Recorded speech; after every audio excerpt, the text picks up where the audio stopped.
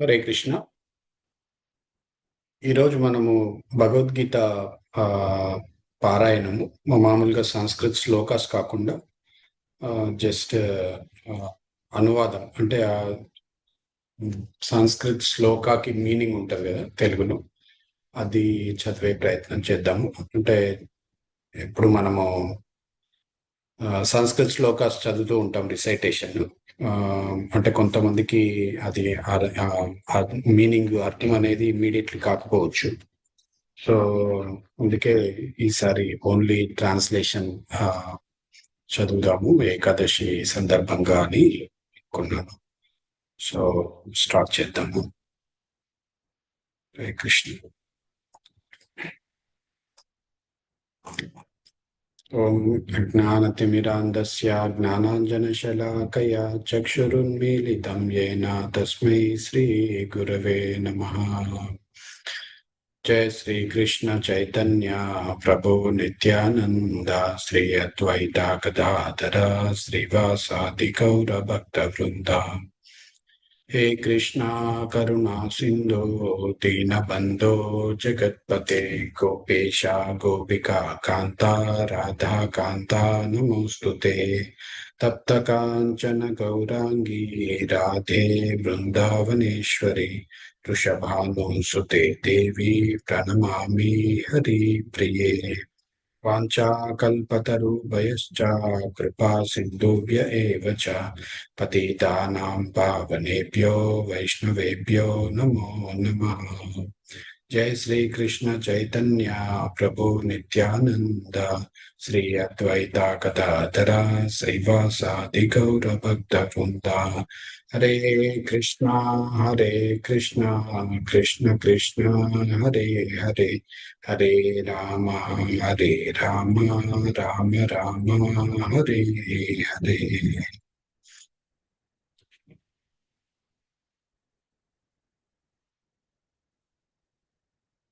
प्रथमोऽध्यायः अर्जुन विषाद योगः. ధృతరాష్ట్ర ఉవాచ. ధృతరాష్ట్రుడు పలికెను, ఓ సంజయ, ధర్మక్షేత్రమైన కురుక్షేత్రం నందు నా తనయులు మరియు పాండురాజు తనయులు యుద్ధము చేయగోరు వారై సమకూడిన పిమ్మట ఏమి చేసిరి? సంజయ ఉవాచ. సంజయుడు పలికెను, ఓ రాజా, పాండుతనయులచే వ్యూహముగా ఏర్పాటు చేయబడిన సైన్యమును గాంచిన పిమ్మట దుర్యోధనుడు తన గురువు చెంతకు చేరి ఈ విధంగా పలికెను. ఓ ఆచార్య, మీ బుద్ధి కుశలుడైన శిష్యుడగు ద్రుపద తనయునితో దక్షతగా ఏర్పాటు చేయబడిన పాండుసుతుల గొప్ప సేనను గాంచుము. ఈ సైన్యం నందు భీమార్జునులతో సమానంగా యుద్ధము చేయగల శూరులైన ధనుర్ధరులు పెక్కురు కలరు, అంటే చాలా మంది ఉన్నారు అని. యుయుధానుడు, విరాటుడు, ద్రుపదుడు మొదలగు వంటి వారు మహాయోధులు. దృష్టకేతువు, చేకితానుడు, కాశీరాజు, పురుజిత్తుడు, కుంతిభోజుడు, శైవ్యుడు వంటి శూరులైన మహాయోధులు అందున్నారు. పరాక్రమవంతుడైన యుధామన్యుడు, శక్తిశాలి అయిన ఉత్తమౌజుడు, సుభద్రా తనయుడు, ద్రౌపది కుమారులను అందున్నారు. ఈ వీరులందరూ మహారథులు. మహారథులు అంటే ఒక్కొక్కరు 10,000 మందితో ఫైట్ చేయగలరు అనమాట సైమల్టేనియస్ గా, నాకు గుర్తున్నంత వరకు.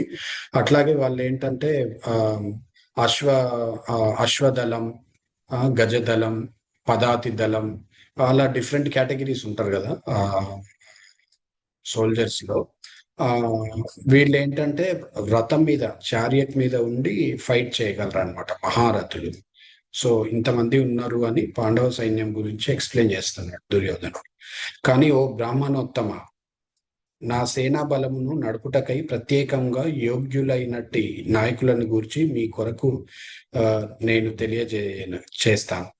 ఓ బ్రాహ్మణోత్తమ అంటే తిను ద్రోణాచార్యులకి తో మాట్లాడుతున్నారు అనమాట దుర్యోధన్. సో ఓ బ్రాహ్మణోత్తమ అని చెప్తున్నాడు. ఇప్పుడు నా ఆర్మీ గురించి చెప్తాను విను అని చెప్తున్నాడు. అంటే జస్ట్ కాన్ఫిడెన్స్ ఇవ్వడం కోసం చెప్తున్నాడు అనమాట. యుద్ధమునందు ఎల్లప్పుడూ విజయం సాధించు మీరు భవాన్ భవాన్ మీన్స్ మీరు, ద్రోణాచార్యుడు, తర్వాత భీష్ముడు, కర్ణుడు, కృపుడు, అశ్వత్థామ, వికర్ణుడు మరియు సోమదత్తుని తనయుడైన భూరిశ్రవుడు వంటి వారు మన సైన్యం నందు ఉన్నారు. నా కొరకు తమ జీవితాలను త్యాగం చేయడానికి సిద్ధపడి ఉన్న వీరులను ఇంకను పలువురు కలరు. వారందరూ పలు విధములైన ఆయుధములను దాల్చినవారు మరియు యుద్ధ నిపుణతను కలిగిన వారు. అంటే దుర్యోధనుడు ఆల్రెడీ డిసైడ్ చేసేస్తున్నాడు అనమాట, వీళ్ళందరూ నా కోసం చావడానికే వచ్చారు, నా తరఫున పోటీ చేయడానికి. అంటే ఆయనకి గెలుస్తానని ఎక్కడో దగ్గర డౌట్ కొడుతుంది అనమాట దుర్యోధనుడికి. అందుకే వీళ్ళందరూ నా కోసం చావడానికి రెడీగా ఉన్నారా. ఒక లీడర్ అనేవాడు ఆయన కోసం పనిచేసే వాళ్ళకి ఎలా చూడకూడదో ఎగ్జాంపుల్ అనమాట దుర్యోధనుడు. ఓకే, సో నా కొరకు జీవితాలను త్యాగం చేయడానికి సిద్ధపడి ఉన్న వీరులు అని చెప్పి చెప్తున్నాడు అనమాట దుర్యోధనుడు. అది దుర్యోధనుడు మెంటాలిటీ. నెక్స్ట్, మన సైన్య బలమును లెక్కింప వీలు లేనిదిగా ఉన్నది మరియు మనము పితామహుడైన భీష్మునిచే సంపూర్ణంగా రక్షింపబడుచున్నాము. కానీ భీముడిచే జాగరూకతతో రక్షింపబడుచున్న పాండవ సైన్యము పరిమితంగా ఉంది. తిన అంటున్నాడు మన సైన్యం ఏమో అన్లిమిటెడ్ ఉంది, 11 lakhs ఎంతో.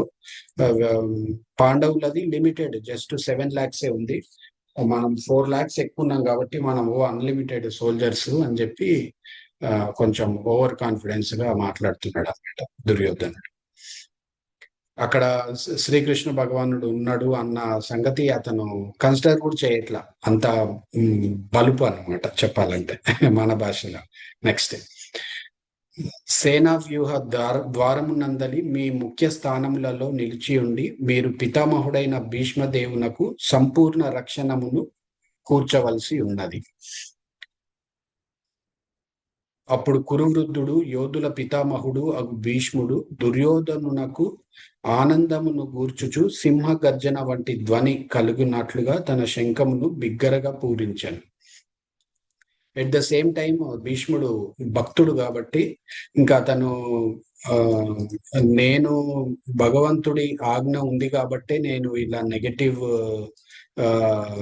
ఆపోజిట్ సైడ్ ఉండాల్సి వచ్చింది, ఇంకా అది నా డ్యూటీ, ఇంకా నేను నా డ్యూటీ నేను చేస్తాను అంటే తను భీష్ముడు ఏంటంటే ఒక ప్రతిదీ ఏది చేసినా భగవత్ అర్పణం కింద చేస్తాడు అనమాట. సో ఇక్కడ మనం జనరల్ గా పూజ చేసేటప్పుడు శంఖం ఊదుతాం, రైట్? ఆ శంఖం ఎందుకు ఊదుతాము అంటే పూజ చేయడానికి రెడీ అవుతున్నాము అని అదొక ఇండికేషన్ అనమాట. అట్లాగే భీష్ముడు శంఖం ఊదడంలో అర్థం ఏంటంటే మామూలుగా మన ఆచార్యులు ఎక్స్ప్లెయిన్ చేస్తారన్నమాట, మనకి ఈ మీనింగ్ చదివితే కూడా అలాగే ఉంటుంది. సో తను పూజ స్టార్ట్ చేయలేకపోతున్నాడు అంటే అతని డ్యూటీ యాజ్ ఏ క్షత్రియ, ఆయన డ్యూటీ ఆయన చేయబోతున్నాడు భీష్ముడు, ఆపోనెంట్ సైడ్ శత్రువుల సైడ్ ఉన్నా గానీ. సో అది భగవద్ అర్పణంగా చేస్తాడనమాట. సో అతను ఆ భావనతోటి శంఖం ఊదాడు అని మనం అర్థం చేసుకోవచ్చు అన్నమాట. నెక్స్ట్, అటు పిమ్మట శంఖములు, వివిధములైన వాద్యములు, భేరులు, శృంగములు అన్నీ ఒకసారిగా మ్రోగించబడెను. ఆ సంఘటిత ధ్వని మిక్కిలి భీకరంగా నుండెను. ఎదుటి పక్షమున తెల్లని గుర్రములతో పూల్చబడిన మహారథమునందు స్థితులైనట్టి శ్రీకృష్ణ భగవానుడు, అర్జునుడు కూడా తమ దివ్యములైన శంఖములను పూరించిరి. శ్రీకృష్ణ భగవానుడు పాంచజన్యమనడి తన శంఖమును పూరించెను. అర్జునుడు దేవదత్తమనడి తన శంఖమును పూరించెను. భోజన ప్రియుడును ఘనకార్యములను చేయువాడును అయిన భీముడు పౌండ్రమను తన మహాశంఖమును పూరించెను. ఓ రాజా, కుంతిపుత్రుడైన యుధిష్ఠిరుడు, ఇదంతా సంజయ చెప్తున్నారు ఎవరికి? ధృతరాష్ట్రుడికి. తను అడిగాడు ఏం జరుగుతుంది అక్కడ అని ఫస్ట్ శ్లోక, అక్కడి నుంచి సంజయుడు ఎక్స్ప్లెయిన్ చేస్తున్నాడు అనమాట. ఆయన CCTVలో చూస్తున్నట్టుగా మొత్తము మనోనేత్రంతో కురుక్షేత్ర రణరంగంలో ఏం జరుగుతుందో అది అబ్జర్వ్ చేసి యాజ్ ఇట్ ఈస్ గా ఎక్స్ప్లెయిన్ చేస్తున్నాడు ధృతరాష్ట్రుడికి. ఆయనకు ఆ పవర్ ఎక్కడి నుంచి వచ్చింది అంటే ఆయన వ్యాసదేవ్ శిష్యుడు అనమాట. వ్యాసదేవ్ ఎవరు? తను డైరెక్ట్ మన శ్రీకృష్ణ భగవానుడి అవతారం వ్యాసదేవుడు. ఎందుకంటే మనకి వేదాలు ఆ మన ఈ కలియుగంలో మన నాలెడ్జ్ తక్కువ అన్నమాట. మన నాలెడ్జ్ ఏంటంటే ఎంతసేపు ఈ మనం మొన్న డిస్కస్ చేసాం కదా, మన మన సెన్సర్స్ ఇంపర్ఫెక్ట్, మన విజన్ ఇంపర్ఫెక్ట్. మనము ఏంటంటే మిస్టేక్స్ ఎక్కువ చేస్తూ ఉంటాం. మన నాలెడ్జ్ మనం అంత ఈజీగా ఆ వేదాలని అర్థం చేసుకునేంత టాలెంట్ మనకు ఉండదు కాబట్టి యాజ్ ఇట్ ఈస్ గా ఆ వేదాన్ని 4 భాగాలుగా డివైడ్ చేశారు. అధర్వణ వేదము, యజుర్వేదము, సామవేదము, ఋగ్వేదము అని చెప్పి. ఇవి ఒక్కొక్కటి ఒక్కో ఫీల్డ్ ఆఫ్ స్టడీస్ గురించి ఎక్స్ప్లెయిన్ చేస్తాయి అన్నమాట. లైక్ రాజకీయం గురించి, తర్వాత అర్థశాస్త్రం గురించి, తర్వాత మెటలర్జీ, అట్లా చాలా ఫీల్డ్స్ ఎక్స్ప్లెయిన్ చేస్తాయి అన్నమాట వేదాలు. సో ఆ వేదాలు కూడా మనకి చదివేంత ఇంటెలిజెన్స్ లేదు కాబట్టి వాటిని ఇంకా ఫర్దర్ గా డివైడ్ చేశారు. భాగవతం అని, మళ్ళీ ఎపిక్స్ అని, రామాయణము, మహాభారతము, రైట్. తర్వాత ఇంకా వాటిని కూడా ఇంకా బాగా సారాన్ని తీసి, బాగా పిండి సారాన్ని తీస్తే మనకి ఎలా అయితే వస్తుందో ఎసెన్స్, ఆ ఎసెన్స్ ని ఒక సమ్మరీ రూపంలో భగవద్గీత రూపంలో ఇచ్చారు. అంటే ఇవేమి వాళ్ళు కూర్చొని టైప్ చేసినాయి కాదు, ఇవన్నీ రియల్ గా జరిగినాయి. అలా రైటింగ్ ఫామ్ లో పెట్టారన్నమాట. ఎప్పుడు ఇది 5000 years బ్యాక్ పెట్టారు. అంతకన్నా ముందు లైక్ నాలెడ్జ్ రావాలంటే 3 types గా రావాలి మనకి. ఓకే, 3 రకాలు. ఒకటి ఏంటంటే శృతి ద్వారా రావాలి, గురు పరంపర ద్వారా వింటూ వచ్చిన నాలెడ్జ్. అది త్రేతాయుగం, ద్వాపరయుగం వరకు ఆ విధంగానే ఉన్నది, వాళ్ళేమి రాసుకోలేదన్నమాట. తర్వాత రెండోది ఏంటంటే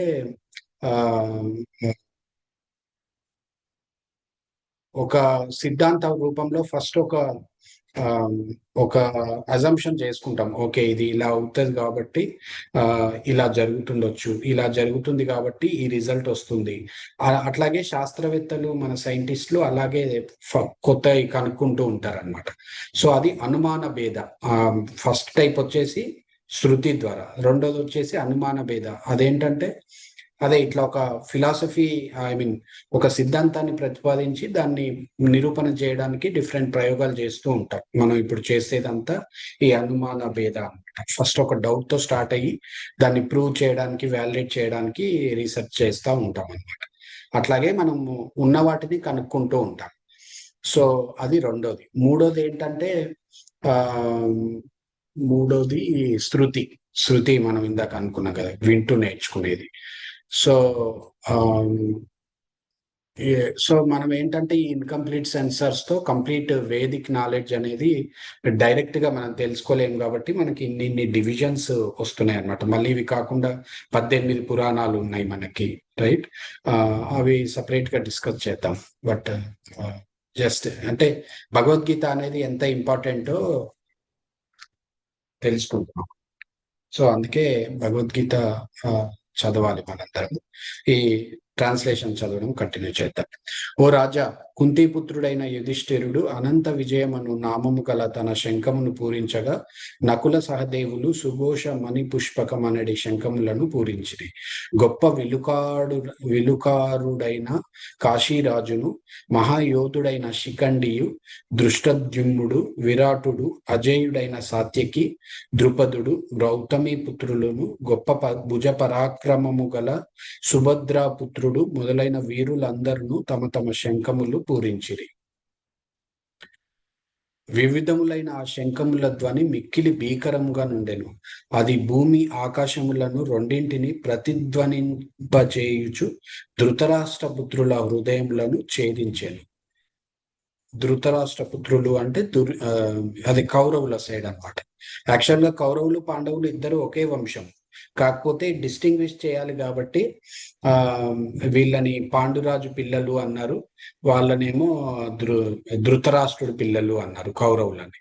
సో ధృతరాష్ట్రుడి పిల్లలు కౌరవ సేన అంటున్నాము, పాండు వాళ్ళ పిల్లల్ని పాండవులు అంటున్నాము, పంచపాండవులు, 2 parties.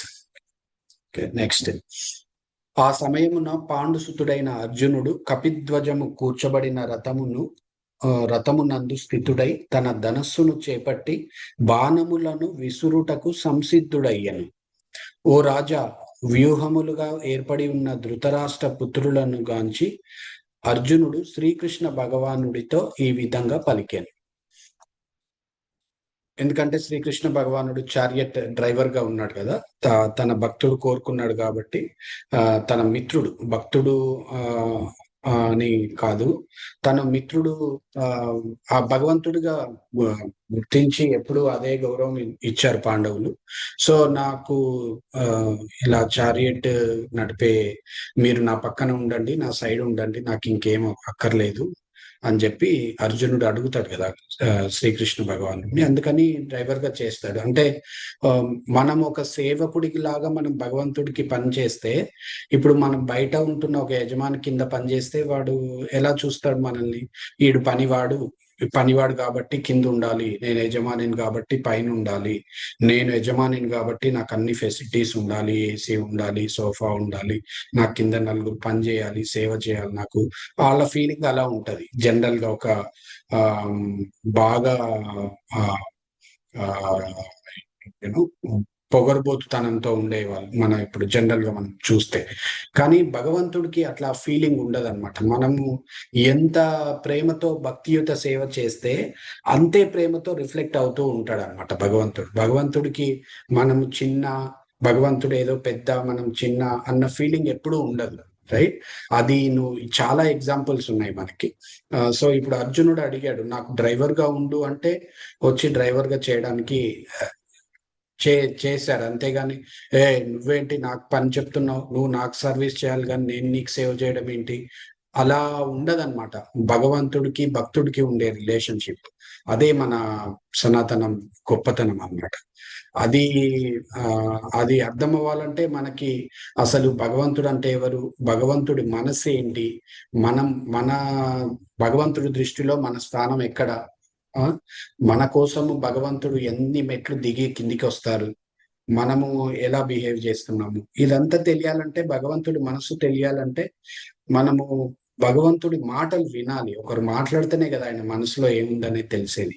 అట్లాగే భగవంతుడు మాట్లాడడం స్టార్ట్ చేసినప్పుడు ఆయన వినాలి, ఆయనను అర్థం చేసుకుంటే, ఆయన చెప్పే మాటలు వింటే అప్పుడు మనకు తెలుస్తుంది అసలు భగవంతుడు అంటే ఎవరు, ఆయన మనసు ఏంటి. ఈ మనకు బయట ఉన్న ఈ ఆఫ్ నాలెడ్జ్ వాళ్ళందరూ మాట్లాడతారు చూడండి, ఎక్కడ తప్పు పట్టుకుందామా, ఎక్కడ ఏలెత్తి చూపుదామా అని చూసే దుర్మార్గులే ఎక్కువైపోయారు మనకు సొసైటీలో. కాబట్టి మనం నిజం తెలుసుకునే ప్రయత్నం చేయాలి అంటే మన గ్రంథాలు చదవాలి. సో అది. సో ఇంకా భగవంతుడి గురించి ఇంకా తెలియాలంటే ఆయన గురించి తెలిసిన వాళ్ళని అడగాలి. ఆయన గురించి ఎవరికి తెలుసు? ఆయన భక్తులకు తెలుసు. ఆయన భక్తుల గురించి మనకెలా తెలుస్తుంది? ఆ భక్తుల స్టోరీస్ అన్ని ఒక బుక్ గా రాసి పెట్టిందే శ్రీమద్ భాగవతం. భాగవతంలో ఓన్లీ భక్తుల స్టోరీస్ మాత్రమే ఉంటాయి. భగవంతుడి గురించి, భగవంతుడి యొక్క భక్తుల గురించి ఇవే స్టోరీస్ ఉంటాయి అన్నమాట. శ్రీమద్ భాగవత్ స్టోరీస్ అనొద్దు, సారీ, అది ఇతిహాసం. అంటే ఈ విధంగా జరిగింది, ఆ విధంగా జరిగినట్టుగా యాజ్ ఇట్ ఈస్ గా రాసి మనకి గ్రంథం రూపంలో ఇచ్చారు. అది శ్రీమద్ భాగవత్. అది వేరే సిరీస్ పెట్టుకుందాం. ఇప్పుడైతే భగవద్గీత కంటిన్యూ చేద్దాం. ఓ అచ్యుత, దయచేసి నా రథమును 2 సేనల నడుము నిలుపుము. తద్వారా యుద్ధము చేయగోరి ఇచ్చట ఉపస్థితులైన వారిని మరియు ఈ మహాసంగ్రామమున నేను ఎవరితో యుద్ధం చేయవలసి ఉన్నదో వారిని గాంచగలుగుతాను. దుర్బుద్ధి గల ధృతరాష్ట్ర పుత్రుడికి ప్రియమును గూర్చు కోరికతో యుద్ధము చేయుటకు విచ్చేసిన వారిని నేను చూచెదను. ఓ సంజయుడు పలికాను, ఓ భరతవంశీయుడా, అర్జునుడిచే ఆ విధంగా సంబోధింపబడిన వాడి శ్రీకృష్ణ భగవానుడు ఉత్తమమైన రథమును ఇరుపక్షములకు చెందిన సేనల నడుమ నిలిపెను. భీష్ముడు, ద్రోణుడు మరియు ఇతర భూపాలకుల సమక్షమున భగవానుడు ఇట్లు పలికాను, ఓ పార్థ, ఇచ్చట సమావేశమై ఉన్నటువంటి కురువంశీయులందరినీ గాంచు. ఇరుపక్షము సేనల నడుమ నిలిచిన అర్జునుడు అచట తండ్రులను, తాతలను, గురువులను, మేనమామలను, సోదరులను, పుత్రులను, మనుమలను, మిత్రులను, మామలను, హితులను గాంచెను. అంటే చూశాడని. నానావిధ బంధువులను మిత్రులను గాంచినంతట కుంతిపుత్రుడైన అర్జునుడు దయార్థ హృదయుడై ఇలా పలికెను. చూడండి, అంటే అర్జున్ని పాండవులని చంపడానికి వాళ్ళు రెడీ అయిపోయి అక్కడ ముందు నిల్చున్నారు ఫైట్ చేయడానికి. కానీ జనరల్ గా భక్తులకి ఎలా ఉంటుందంటే శత్రువుని చూసినా గానీ ఒక జాలి కలుగుతుంది అనమాట. అలాగే అర్జునుడు వాళ్ళందరినీ చూసి, బంధువులు రిలేటివ్స్ అందరినీ చూసి కొంచెం చాలా జాలేసింది అనమాట. అయ్యో వీళ్ళందరూ ఆ ఇప్పుడు మా మీద యుద్ధం ప్రకటించి యుద్ధం కోసం వచ్చేశారు. ఇంకా అంటే భయం కాదు, అర్జునుడికి భయం కాదు, ఆయన మహారథుడు. అదేంటి ఆ దేవతల తరపున, ఇంద్రుడి తరపున రాక్షసులతో ఫైటింగ్ చేసిన పరాక్రమం ఉన్న అర్జునుడు. అట్లాగే మహాశివుడితో ఆ ఫైట్ చేసి పాశుపతాస్త్రాన్ని పొందిన వీరుడు, రైట్? ఆయనకి భయం కాదు. కాకపోతే అంతే. ఇంకోటి ఏంటి, సవ్యసాచి అని పేరు ఉంది కదా అర్జునుడికి. చీకట్లో కూడా బాణం వేయగలడు. అంటే శబ్దాన్ని విని చీకట్లో వెలుతురు లేకపోయినా శబ్దం ఎక్కడి నుంచి వచ్చిందో అబ్జర్వ్ చేసి అక్కడికి బాణం వేయగలిగినంత టాలెంట్, ప్రాక్టీస్ ఆ రేంజ్ లో ప్రాక్టీస్ చేస్తాడనమాట చీకట్లో కూడా. ఇంకోటి అతను ఏంటి, గుడాకేశ అని పేరుంది అర్జునుడికి. అంటే నిద్రని కూడా జయించిన వాడు, అంత పరాక్రమవంతుడు అర్జునుడు. కానీ ఆ బంధువులని, తర్వాత ఈ మిత్రులు వీళ్ళందరినీ చూసి కొంచెం మనసు ద్రవించింది అనమాట. ద్రవించిందంటే చాలా సెన్సిటివ్ అయిపోయాడు. అయ్యో వీళ్ళందరూ చావడానికి రెడీగా ఉన్నారు, నేను ఫైట్ చేస్తే ఇలా ఎవ్వరు మిగిలరు, కానీ వీళ్ళు రెడీగా ఉన్నారు, ఏం చేయాలి అని కొంచెం దయార్థ హృదయుడై మాట్లాడుతున్నాడు. నెక్స్ట్ చాలా పెక్యులర్ కేస్ ఇది. ఇది కేవలం మన ఆ ప్రేమ ఆప్యాయతలు అనేవి. అందుకే చూడండి, భారతదేశము మీరు హిస్టరీలో చూడండి, ఏ దేశం పైన దండెత్తలేదు అనవసరంగా. ఓకే, ఇన్ని మీరు ఒక అమెరికా, ఒక యూరప్, ఒక మిగతా కంట్రీస్ చూడండి, అందరు మన కంట్రీ మీద పడి దోచుకోవడానికి వచ్చిన వాళ్ళే. కానీ భారతదేశం ఏనాడు పక్క దేశాన్ని అటాక్ చేసింది లేదు. మీరు కావాలంటే కోపైలట్, చాట్ జీపీటీ, ఇంటర్నెట్ లో చెక్ చేయొచ్చు. ఎనీవే, అర్జునుడు పలికాను, ప్రియమైన ఓ కృష్ణ, యుద్ధోత్సాహంతో నా ఎదుట నిలిచి ఉన్న మిత్రులను బంధువులను గాంచి నా శరీర అవయములు కంపించుచున్నవి, నోరు ఎండిపోవచ్చున్నది, నా దేహమంతయు కంపించుచున్నది, నాకు రోమాంచమగుచున్నది, గాంధీవ ధనస్సు నా చేతి నుండి జారిపోవచ్చున్నది, నా చర్మము మండిపోవచ్చున్నది. చూడండి ఎంత పరాక్రమంతో మధ్యలో తీసుకెళ్ళు వాళ్ళందరినీ ఇప్పుడే నేను చంపేస్తాను అన్న వీరత్వం నుంచి ఎలా ఆ దయార్థ హృదయం, బలహీన హృదయం వచ్చేసరికి ఎలా మాట్లాడుతున్నాడో చూడండి. యుద్ధోత్సాహంతో నా ఎదుట నిలుచున్న మిత్రులను బంధువులను గాంచి, వాళ్ళు యుద్ధోత్సాహంతో ఉన్నారు కానీ తిను నా శరీర అవయవాలు కంపించుచున్నవి, నోరు ఎండిపోవచ్చున్నది. అంటే తనకి ఆ జాలి గుండె ఒకసారి వచ్చేసింది అనమాట, వచ్చేసి డౌన్ అయిపోయాడు. సో అదే చెప్తున్నాడు, నా దేహం అంతయు కంపించుచున్నది, బాడీ అంతా ఇట్లా వణుకుతున్నాడు అనమాట, నాకు రోమాంచకం అవుతున్నది, అది గూస్ బంప్స్ లాంటిది. అంటే ఆ ఆ సిచ్యువేషన్ లో తనకి ఇంకా ఒళ్ళంతా ఇట్లా అయిపోతుంది అనమాట. గాంధీవ ధనస్సు నా చేతి నుండి జారిపోతున్నది, అంత వీరుడు అది వదిలేస్తున్నాడు, అంత సెన్సిటివ్ గా ఆలోచిస్తున్నాడు అనమాట అర్జునుడు, రైట్? నా చర్మము మండిపోవచ్చున్నది, స్కిన్ బర్నింగ్ సెన్సేషన్. కేశి అను రాక్షసుడిని సంహరించిన ఓ కృష్ణ, ఈ పదాలు చూడండి, కేశవా నచ శక్నోమ్యవస్థాతుం భ్రమతీమ చ మే మనః నిమిత్తాని చ పశ్యామి విపరీతాని కేశవా. కేశవ అంటున్నాడు కృష్ణుణ్ణి. అంటే కేశవాని ఎందుకు అంటున్నాడు ఆ సిచ్యువేషన్ లో అంటే, ప్రతి పదం మనకి ఇప్పుడు రామాయణం తెలుసుకుంటుంటే శ్రీరాముడు సీతమ్మ వారిని వెతుక్కుంటూ ఆ వచ్చినప్పుడు హనుమంతుడు వచ్చి కలుస్తాడు కదా. కలిసినప్పుడు హనుమంతుడు జస్ట్ 2 మాటలు మాట్లాడతాడు. ఏంటి, మీరు ఎవరు, ఎక్కడి నుంచి వచ్చారు, సంథింగ్ అలా అడుగుతాడు అనమాట. అయితే ఆ మాట్లాడే విధానం చూసి శ్రీరాముడు ఐడెంటిఫై చేస్తాడు. నువ్వు ఇంత చక్కగా మాట్లాడుతున్నావు అంటే నువ్వు వేదాలు అన్ని చదివావు. ఆ వేదాలు చదివిన నాలెడ్జ్, ఆ సంస్కారం నీలో క్లియర్ గా కనబడుతుంది. నువ్వు మారువేషంలో వచ్చాడనమాట హనుమంతుల వారు మా శ్రీరాముని కలిసి వాళ్ళు ఎవరు, ఎక్కడి నుంచి వస్తున్నారు, డీటెయిల్స్ తెలుసుకుందాము అని చెప్పి. ఆ అయితే అప్పుడు అడిగినప్పుడు అప్పుడు శ్రీరాముడు అంటాడనమాట, ఓ నువ్వు చాలా వేదాలు చదివినట్టుగా ఉన్నావు, నువ్వు మంచి మాటకారిగా ఉన్నావు, అసలు నువ్వు ఎవరు, హనుమ అని చెప్పి పిలుస్తాడనమాట శ్రీరామ్. అప్పుడు హనుమ నిజ రూపంలోకి వచ్చి వాళ్ళ కన్వర్జేషన్ స్టార్ట్ అవుతుంది. సో అలా ఇక్కడ ఏంటంటే వీ ఇప్పుడు అర్జునుడు, శ్రీకృష్ణ భగవానుడు వీళ్ళు మాట్లాడుతూ ఉంటే పదాలను అనవసరంగా వాడరనమాట. చాలా ఆచితూచి వాడతారు పదాలు. సో ఇక్కడ కేశవ అంటున్నాడు అంటే తన ఉద్దేశం ఏంటి అంటే, కేశి అని రాక్షసుని సంహరించిన ఓ కృష్ణ, ఇప్పుడు నాకు ఈ మనసు చెలించిపోయింది. ఇప్పుడు నేను వచ్చింది బ్యాటిల్ ఫీల్డ్ కి యుద్ధం చేయడానికి వచ్చాను, కానీ నాకు అసలు యుద్ధం చేసే పరిస్థితి లేదు. నేను నా పరిస్థితి ఇలా ఉంది, జాలి హృదయంతో నా బాడీ ఇలా వణుకుతుంది, నా ధనస్సు చేజారిపోతుంది, నా గొంతు ఎండుకపోతుంది, నాలుక ఎండుకపోతుంది, అసలు ఏం చేయాలో నాకు అర్థం కావట్లేదు, మనసు చెలిస్తుంది, విపరీతాలనే నేను గానుస్తున్నాను, అన్ని నెగటివ్ ఫీలింగ్స్ వచ్చేస్తున్నాయి. ఏమేమి నెగటివ్ ఫీలింగ్స్ వస్తున్నాయి అనేది సెకండ్ చాప్టర్ లో చెప్తాడు. సో నేను ఇలా అయిపోతున్నాను కృష్ణ, నువ్వు నాకు ఈ వచ్చిన ఈ దుర్బలం ఏదైతే ఉందో, ఈ దుర్బలం అనే రాక్షసిని కూడా నువ్వు సంహరించు, నాకు ఏం చేయాలో అర్థం కావట్లేదు, నువ్వు చెప్పు నాకు అనే ఉద్దేశం వచ్చేలాగా కేశవ అని చెప్పి సంబోధిస్తున్నారు అన్నమాట. విపరీతాని కేశవ. ఓకే, సో నెక్స్ట్, ప్రియమైన ఓ కృష్ణ, ఈ యుద్ధమునందు నా స్వజనమును చంపుట ద్వారా ఏ విధంగా శ్రేయస్సు కలగగలదో నేను గాంచలేకున్నాను. తదనంతరం విషయమును గాని, రాజ్యమును కాని, సుఖమును గాని నేను వాంఛింపలేకున్నాను. చూడండి ఎంత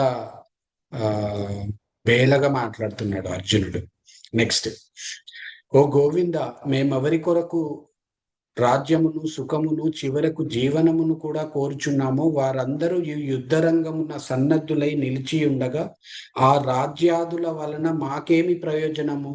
ఓ మధుసూదన, గురువులు, తండ్రులు, పుత్రులు, తాతలు, మేనమామలు, మామలు, మనుమలు, బావమర్దులు, ఇంకను ఇతర బంధువులందరూ తమ ప్రాణములను మరియు సంపదలను విడుచుటకు సంసిద్ధులై నా ఎదుట నిలబడి ఉండగా వారు నన్ను చంపగోరినను నేనెందులకు వారిని చంపవలే?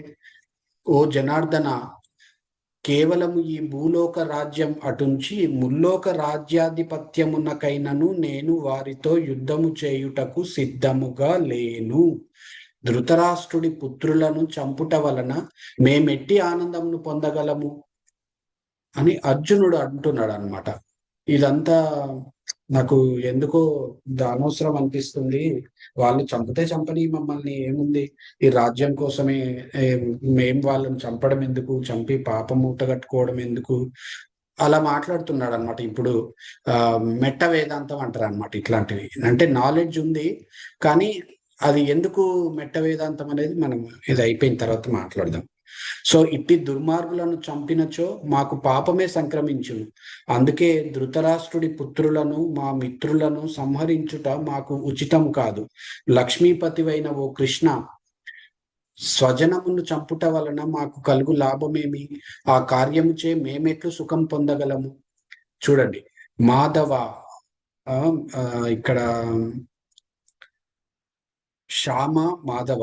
సో మధు అనే రాక్షసుని కూడా చంపాడనమాట శ్రీకృష్ణ భగవానుడు, రైట్? సో అట్లాగే లక్ష్మీపతి అయిన ఓ కృష్ణ అంటున్నాడు. అంటే ఇప్పుడు నేను ఈ రాజ్యం గెలిస్తే గనక నాకు చాలా కింగ్డమ్ వస్తుంది, రాజ్యం వస్తుంది, కానీ ఈ రాజ్యము కంపేర్ ఈ రాజ్యం సంగతి అటుంచు, నువ్వు లక్ష్మీపతివి అంటే నువ్వు అసలు ఈ సంపద మొత్తానికే ఆ ఆ యజమానురాలైన లక్ష్మీదేవి యొక్క పతివి నువ్వు, రైట్? ఆ నువ్వు అంత సంపద ఉన్నవాడివి కదా, నువ్వు చెప్పు నాకు అసలు ఈ దుర్మార్గులందరినీ చంపితే వాళ్ళు దుర్మార్గులే కావచ్చు, ఎందుకు దుర్మార్గులు అనేది డిస్కస్ చేద్దాం. వాళ్ళని చంపితే మాకు నిజంగా పాపం వస్తుందేమో అసలు. ఈ మా ఫ్రెండ్స్ ఉన్నారు, మిత్రద్రోహం చేయాల్సి వస్తుంది. ఫ్రెండ్స్ చంపితే మిత్రద్రోహం అవుతుంది. ప్లస్ ఈ ధృతరాష్ట్రుడి పుత్రులు అంటే మా సొంత అన్నలు తమ్ముళ్ళే కదా, వాళ్ళు అలా అనుకోవట్లేదు కానీ ఇతను అనుకుంటున్నాడు అనమాట, సున్నిత మనస్కుడు కాబట్టి. సో అలాంటి వాళ్ళని చంపితే మాకు పాపమే వస్తుంది కదా, నాకెందుకు పాపము, మేము సుఖంగా ఎట్లుంటాము, మా బంధువులందరూ చనిపోతే యుద్ధంలో, అసలు నాకు అవసరమా ఈ యుద్ధము, నేను అడుక్కొని తింటాను కావాలంటే ఎందుకు అని చెప్పి మాట్లాడుతున్నాడు అనమాట. నెక్స్ట్ చూద్దాం.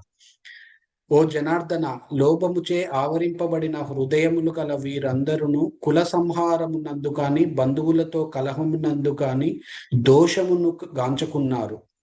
వాళ్ళకి తప్ప అనిపించట్లేదు మమ్మల్ని చంపడం, కానీ వాళ్ళని కౌరవులను నా చేతిలో చనిపోతారు కాబట్టి నాకు తప్పు అనిపిస్తుంది, పాపం తగులుతుందేమో, వంశనాశనం అయిపోతుంది, వంశనాశనం నందు దోషమును కాంచగలిగిన మేము, వాళ్ళకంటే తెలివి లేదు, మాకుంది కదా, ఎందుకు ఈ ఈ యుద్ధము, వంశనాశనం నందు దోషమును గాంచగలిగిన మేమెద్దులకు ఇట్టి పాపకార్యం నందు నియుక్తులం కావాలను అని చెప్పి అంటున్నాడు. నెక్స్ట్ డిస్కస్ చేద్దాం 37-38 శ్లోకం. నెక్స్ట్, కులక్షయం వలన శాశ్వతమైన వంశాచారములు నశించిపోవును, ఆ విధంగా వంశమున మిగిలిన వారందరూ అధర్మవర్తనులు అగుదురు.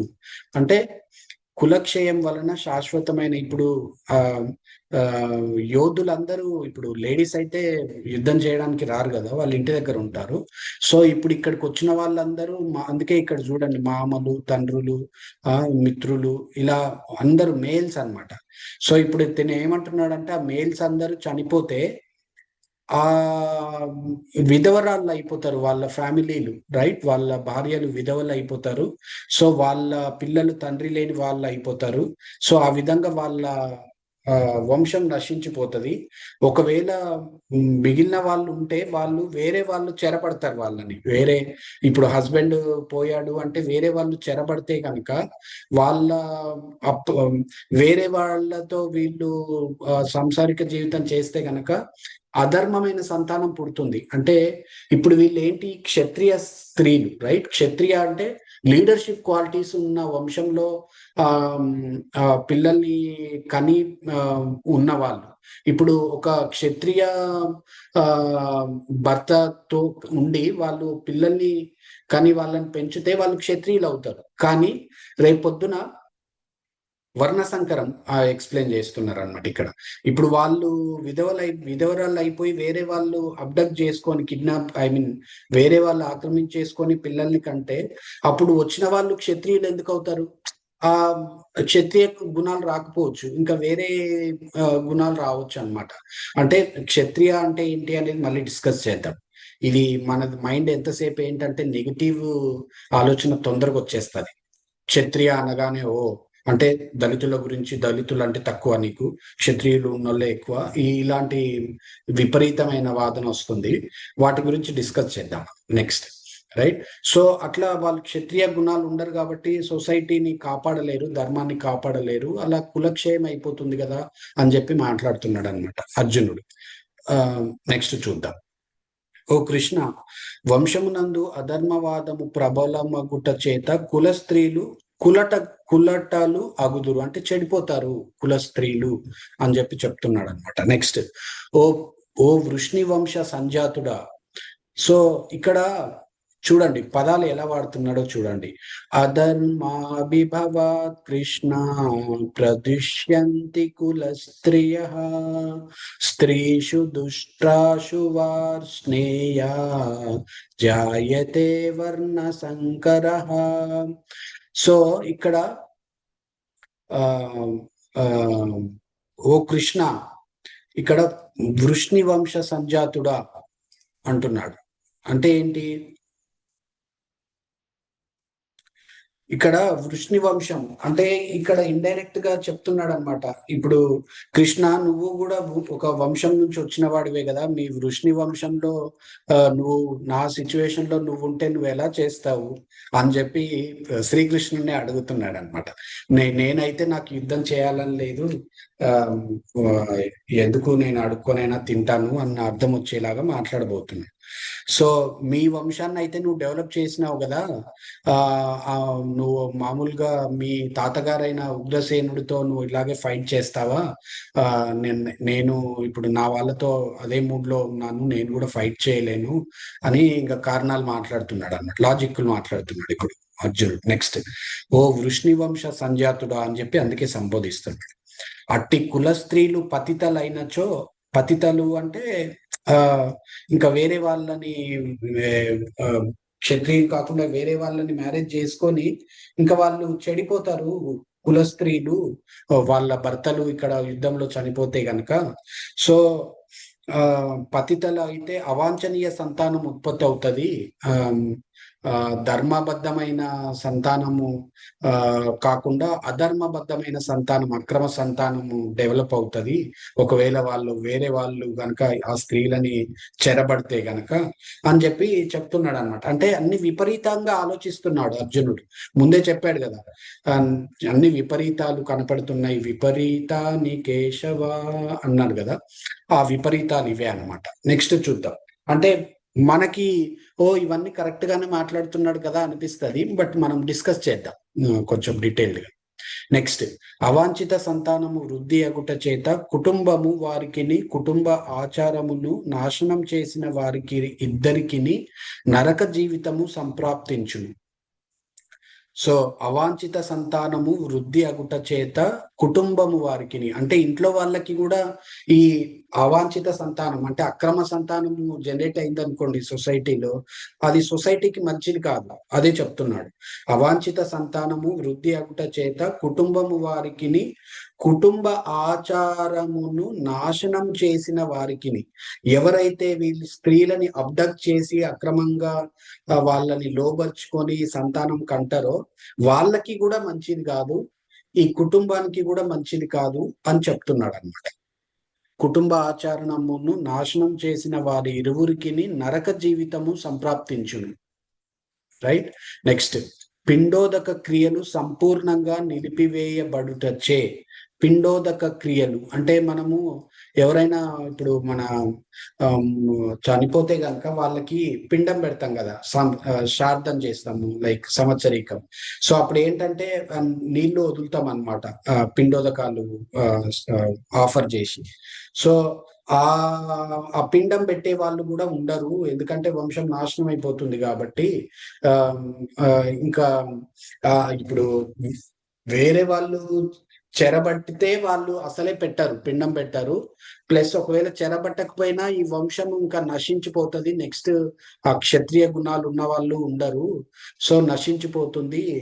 ఇంకా ఏదేదో మాట్లాడుతున్నాడు అనమాట అర్జునుడు ఆ పరిస్థితిలో, అతను అలా బేలగా అయిపోయిన తర్వాత వాళ్ళందరినీ చూసి. నరక జీవితము సంప్రాప్తించును, పిండోదక క్రియలు సంపూర్ణంగా నిలిపివేయబడుటచే అట్టి అధర్మ కుటుంబములకు చెందిన పితరులు పతనం నొందుదురు. అయితే ఇక్కడ మనకి ఇక్కడ ఏం తెలుస్తుందంటే, మనము సంవత్సరికము చేస్తాం కదా చనిపోయిన వాళ్ళకి ఎవ్రీ ఇయర్, అది ఎందుకు చేయాలి, వాటి ఇంపార్టెన్స్ ఏంటి అనేది చెప్తున్నారు అనమాట ఇక్కడ ఇండైరెక్ట్ గా. ఏమంటున్నాడంటే, మనము పిండం పెడితే కనుక ఆ జీవుడు ఎవరైతే చనిపోయిన వాళ్ళు ఉంటారో వాళ్ళు అంటే నెక్స్ట్ ఏ శరీరమైనా తీసుకొని ఉండని, ఏ లోకం, నరకలోకంలో ఉండని, స్వర్గలోకంలో ఉండని, లేదంటే ఇంకా ఈ 14 ప్లానటరీ సిస్టమ్స్ ఉన్నాయన్నమాట, అతల వితల రసాతల మహాతల భూతల భువర్లోక సువర్లోక మహర్లోక జనలోక తపలోక సత్యలోక, ఇలా మొత్తం 14 ఉన్నాయన్నమాట. ఆ 14 ప్లానటరీ సిస్టమ్ లో ఎక్కడ ఉన్నా గాని ఆ జీవుడు వాళ్ళ యాన్సెస్టర్స్, మనము ఈ పిండము పెట్టడం వల్ల ఏంటంటే వాళ్ళకి ఇది మనం దారబోసే దాని వల్ల వాళ్ళకి పుణ్యగతులు వస్తాయి అనమాట. అంటే వాళ్ళు నెక్స్ట్ అప్పర్ లెవెల్ కి ఎలివేట్ అవుతూ ఉంటారన్నమాట. వాళ్ళకి మనము ఏదైతే ఇలా ఆఫర్ చేస్తున్నామో ఈ వాళ్ళకి కావాల్సిన శక్తి, రైట్, ఆ వాళ్ళకి కావాల్సిన ఆహారము, వాళ్ళకి కావాల్సిన నీరు, వాళ్ళకి కావాల్సిన మంచి అనేది జరుగుతుంది అనమాట మనం ఇలా ఇది ఆఫర్ చేయడం వల్ల. అందుకే ఎవ్రీ ఇయర్ ఈ మన పెద్దలకు అని పెట్టుకుంటాం కదా, పెద్దలకి పెట్టుకోవడంలో అర్థం ఏంటంటే ఇదన్నమాట. పెద్దలు ఎవరైతే అంతకుముందు ఆ శరీరాన్ని వదిలేసి ఉన్నారో వాళ్ళకి ఉన్నత గతులు కలగాలి అని మనము కోరుకుంటూ అవి పెడతాం అనమాట సంవత్సరిక. సో ఆ ప్రాసెస్ ఎక్స్ప్లెయిన్ చేస్తున్నాడు ఇక్కడ. ఏమంటున్నాడు?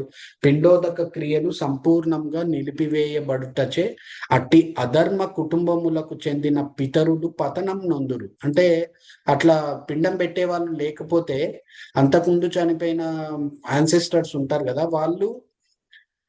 వాళ్ళు ఉన్నతి పొందలేరు. ఉన్నతి పొందడం అంటే ఏంటి? మనకి భూలోకం పైన ఊర్ధ్వలోకాలు అంటే భువర్లోక, సువర్లోక, మహర్లోక, జనలోక, తపలోక, సత్యలోక, ఇవన్నీ పైన ఉంటాయి అన్నమాట. మనది యాక్చువల్ గా 8th ఫ్లోర్ లో ఉంటాం, 7th 8th. భూమి కింద పాతాళం ఉంటుందన్నమాట. అతల, వితల, రసాతల, మహాతల, పాతాల, ఇవన్నీ కింద ప్లానెట్స్, అర్త్ కి కింద. మిగతా అన్ని పైన ప్లానెట్స్. సో మనం పుణ్యకార్యాలు చేస్తే అప్పర్ ప్లానెట్స్ కి వెళ్తాం. అందుకే కదా యుద్ధంలో చనిపోతే గనక స్వర్గానికి వెళ్ళారు అంటారు. స్వర్గం అనేది వన్ ఆఫ్ ద స్టేజ్, పైన ఉన్న 8 ఫ్లోర్స్ లో వన్ ఆఫ్ ద ఫ్లోర్ అనమాట స్వర్గలోక. దానికంటే ఇంకా మీద చాలా లోకాలు ఉన్నాయి. కానీ మన బుద్ధి ఎట్లాంటిదంటే మనం ఎక్కడ పోయినా అదే ఎంజాయ్మెంట్ ధోరణి ఆలోచిస్తాం. మన మైండ్ సెట్టే అది. అందుకే మనం అనుకున్నాం కదా 4 లోపాలు ఉంటాయి అని, డిఫెక్ట్స్. మన బుద్ధి అంతా ఎంతసేపు మనం ఎలా ఎంజాయ్ చేయాలి అన్న మెంటాలిటీ. కాబట్టి మనం ఈ స్వర్గం దగ్గరే ఆగిపోతాం. కానీ పుణ్యం తరిగిపోగానే మళ్ళీ అక్కడి నుంచి మళ్ళీ భూమి మీద పడిపోతాం అనమాట. ఇంకా ఎక్కువ పాపాలు చేస్తే కనుక భూమి కింద ఉన్న లోకాలకి వెళ్ళిపోతాం, అదో లోకాలు. పాతాళం, లాస్ట్ లో పాతాళం ఉంటది అనమాట. అతల, వితల, రసాతల, మహాతల, అవి పాతాళ. సో వాళ్ళకి మనం ఈ పిండం పెట్టకపోతే వాళ్ళ పుణ్యం తరిగిపోయి నెక్స్ట్ అదో లోకాలకు వస్తారు. అంటే వాళ్ళు స్వర్గలోకంలో ఉన్నారు అనుకోండి ఎగ్జాంపుల్, స్వర్గలోకం నుంచి దాని కింది లోకానికి వస్తారు. తగ్గిపోతాయి, ఇంకా తగ్గిపోతే ఇంకొంచెం కింది లోకానికి వస్తారు, ఇంకా తగ్గిపోతే భూలోకానికి వస్తారు, ఇంకా తగ్గిపోతే ఇంకా నెగటివ్ వెళ్ళిపోతారు అనమాట. సో కాబట్టి ఆ పిండం పెట్టే వాళ్ళు కూడా ఉండరు, ఆ వంశస్థులు ఇంకా పతనం పొందుతారు అని ఆ రేంజ్ లో ఆలోచిస్తున్నాడు అర్జునుడు. నెక్స్ట్,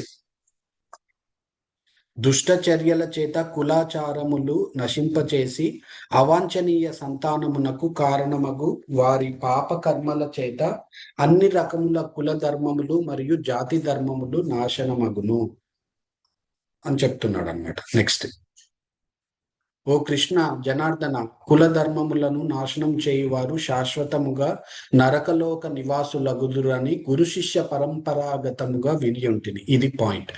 ఇక్కడ వాళ్ళు ఎప్పుడైనా గురు శిష్య పరంపరలోనే విన్నారు. ఇంతకుముందు మనం అనుకున్నాం కదా, త్రేతాయుగం, ద్వాపరయుగంలో శృతి ద్వారా మాత్రమే నాలెడ్జ్ గెయిన్ చేసుకున్నారు వాళ్ళు. సో అదే చెప్తున్నాడు, నేను గురు శిష్య పరంపర ద్వారా విన్నాను, అలా కుల ధర్మాన్ని నాశనం చేశానంటే నాకు శాశ్వతంగా నరకమే వస్తుంది అని చెప్పి చెప్తున్నాడు. నెక్స్ట్, అహో ఎంత విచిత్రము, ఘోరమైన పాప కర్మలను చేయుటకు మేము సిద్ధపడుచుంటిమి, రాజ్య సుఖమును అనుభవింపవలనడి ఆశతో మేము స్వజనమును వధింపడానికి రెడీగా ఇక్కడికి వచ్చాము, ఫైట్ చేయడానికి అని చెప్పి అంటున్నాడు అనమాట. ఇదంతా వింటూ ఉంటే మన స్టోరీ వింటున్నట్టుంది కదా. అదే ఫస్ట్ చాప్టర్ మొత్తం మన ఇప్పుడు అర్జునుడు మాట్లాడేదంతా మన గొంతుతో మన స్టోరీ మాట్లాడుతున్నట్టుగా ఉందన్నమాట. మన స్టోరీ అంటే నా ఉద్దేశంలో ఇప్పుడు ఎవరైతే ధర్మంగా జీవించి బయట కష్టాలు అనుభవిస్తున్నారో, ఇప్పుడు బంగ్లాదేశ్ ఉంది, బంగ్లాదేశ్ లో జనరల్ గా ఇప్పుడు అసలు హిందూ ముస్లిం అనే తేడా మనకు లేదు. ఎప్పుడు ఈ బిఫోర్ కలియుగ ఎంటర్ అవ్వకన్నా ముందు, ఈ ఎప్పుడైతే వేరే కంట్రీ వాళ్ళు ఇన్వేడర్స్ వచ్చారో అప్పుడే ఈ డిఫరెన్స్ తీసుకురావడం స్టార్ట్ చేశారు దుర్మార్గులు అందరూ వచ్చి.